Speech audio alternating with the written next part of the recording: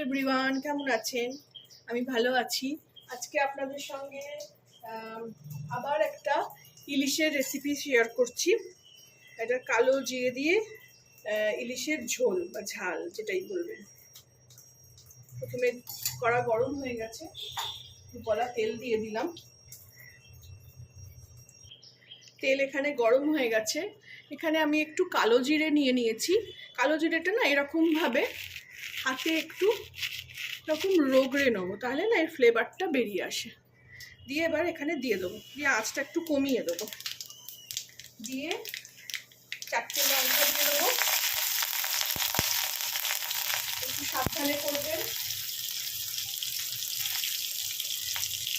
যাতে ছিটে না লাগে। এর মধ্যেই আমি এখানে ওই সেই ছোট মাছই আবার মাছগুলো নুন হলুদ মাখিয়ে নিয়েছি, এখানে বসিয়ে দেবো।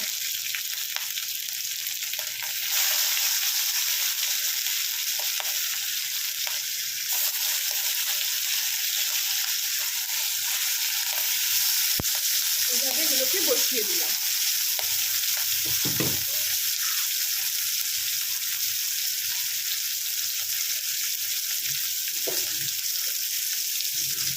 এটা একটু এক পিঠটা ভাজা হোক। আমি এটা একটা দিক এরকম হালকা করে ভেজে নিলাম, আঁচটা একটু জোরে দিলাম, দিয়ে এটাকে একটু উল্টে দেবো। খুব নরম মাছ, খুব হালকা হাতে করতে হবে।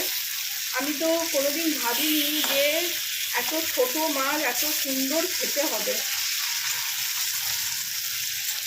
এটাও একটু হালকা করে ভেজে নেবো। দেখুন ছাল উঠে যাচ্ছে অলরেডি। এরপরে এতে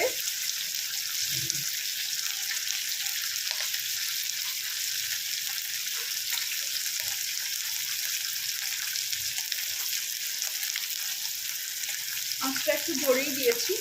এরপরে এতে একটু যতটা আপনারা ঝোল চাই, আমাদের দুজনের একটু ফুটবেও, তো জল দিয়ে দিলাম। এরপর জলটা ফুটছে। খুব খুব ইজি একটা শটে শটাং রান্না। এটাও আমি ওই বাংলাদেশি আপুদের থেকেই শিখেছি। ওরা তো খুব বেশি ইলিশ মাছ খায়, আর ইলিশ মাছের অনেক রকম প্রিপারেশন খায়। ওরা তো পেঁয়াজ রসুন দিয়েও ইলিশ মাছ খায়। হলুদ দিয়ে দিলাম, একটু কাশ্মীরি লঙ্কা দিয়ে দিলাম যাতে রংটা ভালো হয়। আঁচটা এখানে কমিয়ে দেবো। ইলিশ মাছ হতে তো বেশি সময় লাগবে না। আর এখানে একটু নুন দিয়ে দেবো। নুন মাছে একটু মাখানো ছিলই, বেশি নুন দেবো না, বেশি নুন হয়ে গেলে খাওয়া যাবে না।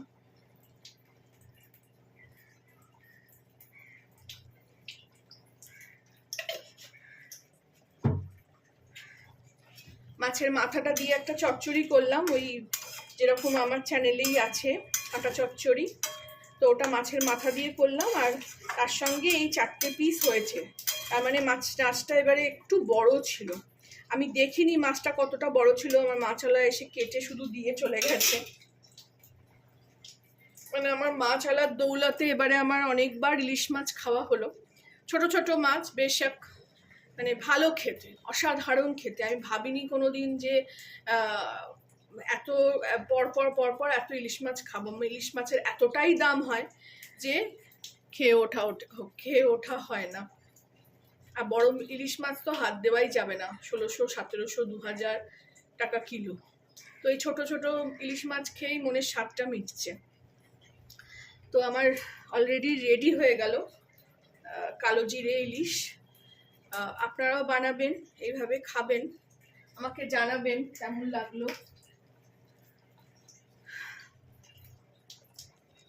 ইলিশ মাছ হতে বেশি সময় লাগে না। এই দেখুন বসে যাচ্ছে।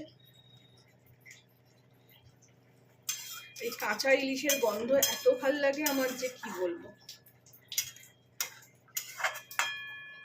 এত সুন্দর দেখতে হলো, আশা করি খেতেও ভালো হবে। গায়ে কালো জিরেগুলো আমার লেগে আছে, আর কালো জিরেগুলো একটু মুখে পড়লেও খেতে খুব ভাল লাগে। আমার মেয়ে তো আবার এসব ফোড়ন দিলে সব বেছে বেছে সরিয়ে দেবে, সে ফোড়ন একদম খাবেই না। এবার আমি এটাকে একটু জোর আঁচ দিই, এবার এটাকে আমি ঢেলে নেব।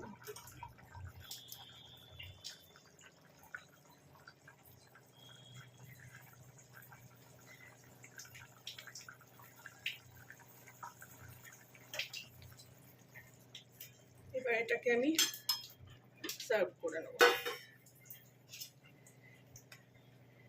আপনারা আপনাদের ঝোলটা কম বেশি দেখে নেবেন ভাত দিয়ে খাওয়ার জন্য।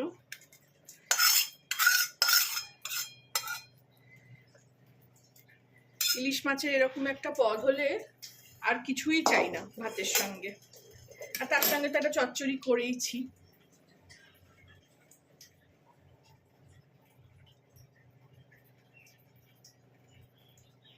ভালো লাগলে আমার চ্যানেলটাকে একটা লাইক, শেয়ার অ্যান্ড সাবস্ক্রাইব করে দেবেন। Thank you for watching.